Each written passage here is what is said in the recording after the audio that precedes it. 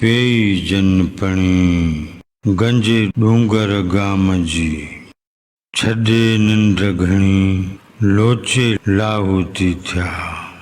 पेई जन बूए गंजे डूंगर गाम जी, डोरे शाह जूए लोचे लाहूती थिया।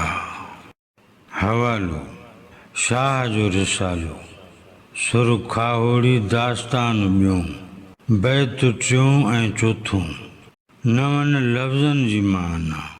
पणी माना मिठी, बूर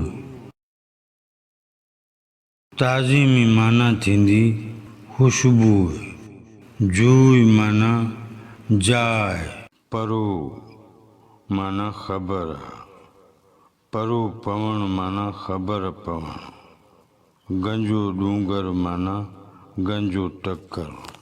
गाम हिन बैत मूजिबि माना थींदी माण्हुनि जी नंढी बस्ती या नंढो ॻोठ। खेट या खेट जी माना थींदी आबादी या फ़सुलु। खरो हिन लफ़्ज़ जूं ॿ मानाऊं आहिनि। माना पहिरीं सही सलामत या भलो, माना ॿी खरो माना उहो हंधु जिते फ़सुलु लुणी गॾु करे रखिजे। लोचे माना ॻोल्हे। लाहूती लाहूत जे सूफ़ियानी मंज़िल खे पहुतल, मारिफत वारो। इन ॿिन्ही बैतनि जी हर हिक सिट मिसरा जो सादो मफ़हूम पढ़िजे थो, जीअं मजमूई मफ़हूम सम्झी सघिजे। पेई जनपणी गंजे डूंगर गाम जी, जन खे गंजे टकर जे गाम जी मिटी मिली या महसूस थी।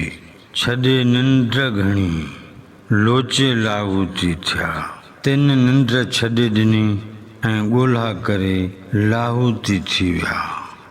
पेई जन बूए गंजे डूंगर गाम जी, जन खे गंजे टकर जे गाम जी खुशबू महसूस थी। डोरे सां जूए लोचे लाहूती थिया, से उतां घुमी ॻोल्हा करे लाहूती थी विया। इन्ही ॿिन्ही बैतनि जो मजमूई मतिलबु ऐं मफ़हूम डॉक्टर नबी बख्श ख़ान हीअं लिखे थो। पेई जनपणी गंजे डूंगर गाम जी, छॾे निंड घणी लोचे लाहूती थिया।